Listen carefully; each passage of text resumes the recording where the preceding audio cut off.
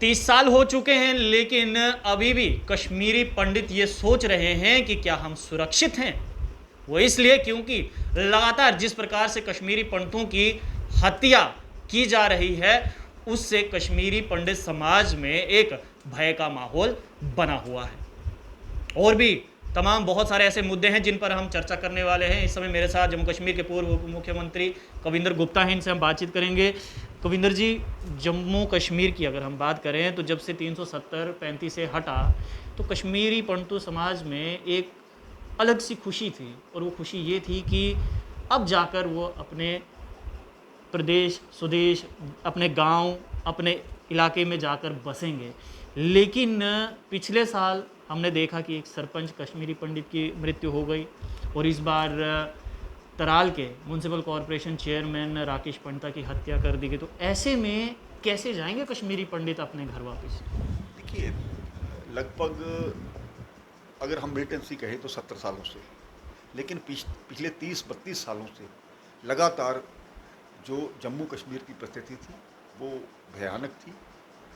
किसी साजिश के तहत या हम किसी को दोष क्या देंगे, पाकिस्तान जो प्रायोजित लोग यहाँ पर बैठे हैं उनके द्वारा इस प्रकार की घटनाएं का अंजाम दिया गया कि कश्मीरी पंडितों को वहाँ से माइग्रेट करना पड़ा। धारा 370 हटने के बाद परिस्थितियाँ सुधरी हैं, बहुत से मिलिटेंट्स को मार गिराया गया है।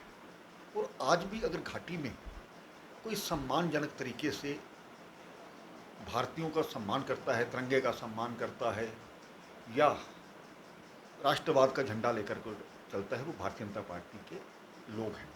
विपरीत परिस्थितियों में उन्होंने वहाँ पर जो आज तक यहाँ पर इलेक्शन कभी नहीं हुए, पंचायतों के ठीक प्रकार से डीडीसी बीडीसी के इलेक्शन नहीं हुआ, तो उनका भाग लेना कहीं ना कहीं किसी इन्हीं लोगों को खटखटा था और कैसे बन गए।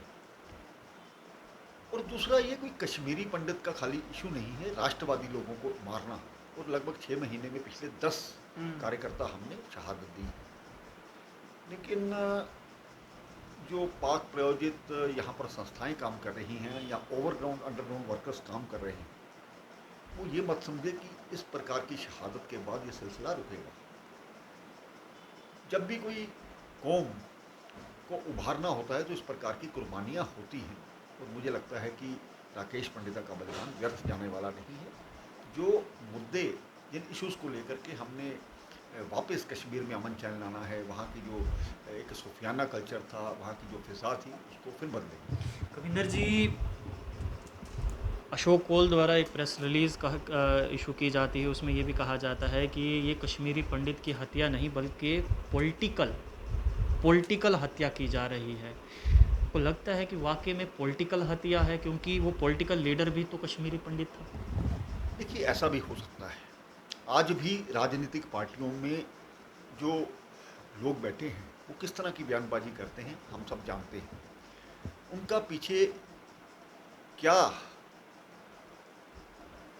मोटिव क्या है। आज भी जब वो सत्ता से बाहर रहते हैं तो जो भाषा बोलते हैं वो कहीं ना कहीं पाकिस्तान को या मिलिटेंसी को सपोर्ट करने वाली होती है। अब जांच उसकी कौन करेगा, लेकिन उसके बाद जो भी बातें हैं खुल करके सामने आएगी। जो वहाँ पर ऐसे लोग काम कर रहे हैं वो पॉलिटिकल वर्कर्स बड़ी बड़ी पार्टियों के हैं। पीछे भी पिछले आपने देखा, ये जो एक पीडीपी पार्टी का वो यूथ प्रेसिडेंट था, वो हथियार सप्लाई करता था, ये पता लगा है। कितने करोड़ रुपया उसके बैंक से ट्रांसफ़र हुआ किन लोगों के लिए, ये लोग आज भी कहीं ना कहीं सतर्क हैं। तो इन लोगों को भी जांच करने की ज़रूरत है। प्रशासन में भी बहुत से लोग बैठे हैं, हालांकि सरकार ने कुछ छोटे मोटे कदम लिए हैं, अभी बहुत कुछ करना बाकी है। कविंदर जी, अगर मैं बात करूं तो सियासत तो खैर एक तरफ हो, उसको तो मैं कहता हूं कि साइड पर रख लीजिए, लेकिन इंसानियत के नाते कश्मीरी पंडित भी चाहते हैं कि हम अपने घर जाएं, वहाँ पर बसें। लेकिन जब तक इस प्रकार का ये सिनेरियो बनता रहेगा तो कश्मीरी पंडित तो सोच भी नहीं सकता कि हम वापस अपने घर जाएं, क्योंकि देश के प्रधानमंत्री तो कहते हैं कि अब सही समय है कश्मीरी पंडितों को उनके घर वापस जो है वो भेजा जाए। देखो, माहौल बनाने का प्रयास किया है हमारे सुरक्षा बलों ने पिछले 1-1.5 वर्ष में, बहुत बढ़िया काम किया है, ये हम सब जानते हैं। लगभग मुझे लगता है कि 700-800 मिलिटेंट्स मार गिराए हैं, और जिस प्रकार से रोज़मर्रा की पत्थरबाजी होती थी, जो रोज़मर्रा के कोई मिल्टन मरता था, जनाजे में लाखों की तादाद में लोग चलते थे और एक हुर्रियत की काल पे बंद हो कश्मीर बंद जाता हो था। जाता है। आज उन चीज़ों में स्थिति आई, इसको हमें मानना पड़ेगा। लेकिन मैं कभी नहीं कहता कि पूरी तरह से सुधर गया है।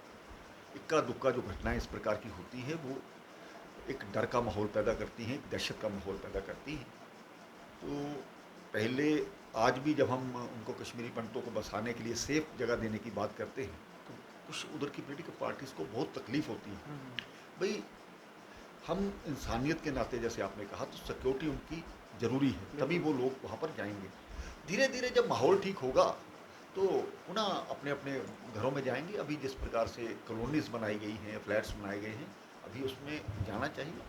First phase, second phase, third phase, मुझे लगता है वक्त, कोई भी जो एंटी नेशनल मूवमेंट आज तक चलती रही है, चाहे वो नॉर्थ ईस्ट में हो या दूसरे प्रदेशों में हो, ज़्यादा लंबी नहीं चलती।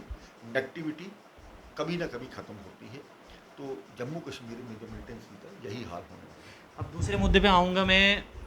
उमर अब्दुल्ला ने कहा कि जम्मू कश्मीर में 2 चीफ सेक्रेटरी घूम रहे हैं, एक को अभी नियुक्त किया और पहले वाला तो वहीं पर है।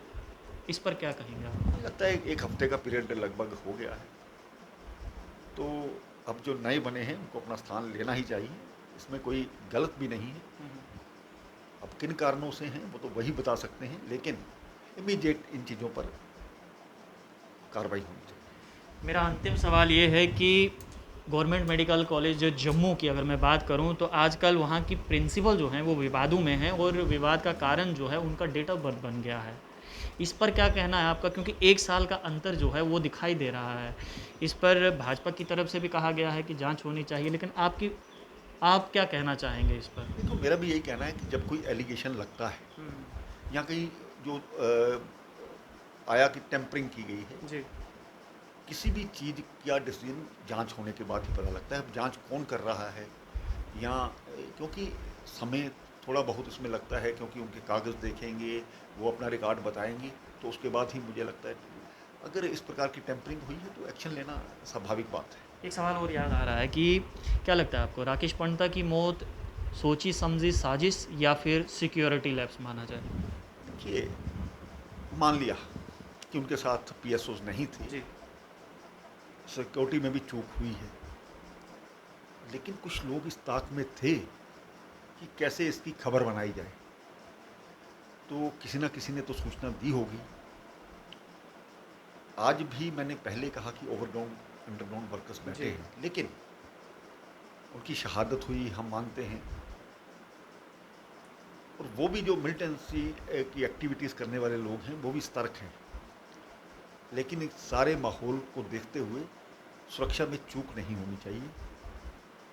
इसका सभी को ध्यान रखना चाहिए कि सरकार की तरफ से अगर कोई सिक्योरिटी प्रोवाइड कराता है तो उसका कुछ कारण है, और सरकार इस पर विचार करती है। इसके लिए इनकी डिपार्टमेंट्स की जॉइंट मीटिंग्स होती हैं, उसके बाद ही इस प्रकार का निर्णय लिया जाता है। और मैं तो ये भी कहूँगा कि अगर कहीं सुरक्षा की कमी हो तो उसको प्रोवाइड करना चाहिए। आपके माध्यम से यही है कि सुरक्षा सरकार ने प्रोवाइड कराई है। अगर एक चूक होने के बाद किस तरह के हालात बनते हैं, और जो एक मोटिव होता है जैसे कश्मीरी पंडितों की वापसी, वो चीज़ें भी कहीं ना कहीं क्वेश्चन मार्क उन पर लग जाता है। इसलिए ज़रूरी है सुरक्षा को ध्यान में रखते हुए, और ये भी मानने से इनकार नहीं है कि कहीं ना कहीं वो लोग काम कर रहे हैं। शुक्रिया बातचीत करने के लिए। कविंदर गुप्ता, जम्मू कश्मीर के पूर्व उप मुख्यमंत्री, बातचीत कर रहे थे। और राकेश पंडिता की मौत को लेकर जो है वो कहीं ना कहीं अटकलें लगाई जा रही हैं कि सिक्योरिटी लैब्स भी है और सोची समझी साजिश भी हो सकती है। अगर उनके सुपुत्र की बात करें तो उनके राकेश पंडिता के सुपुत्र ने कहा है कि इस पर NIA जांच होनी चाहिए, और भारतीय जनता पार्टी ये कह रही है कि जांच होगी, निष्पक्ष जांच होगी, और जो भी आरोपी हैं उनको जल्द से जल्द सजा दी जाएगी। आप लोग देखते हैं अर्ली पोस्ट। कैमरामैन गगन के साथ देव ठाकुर, जम्मू।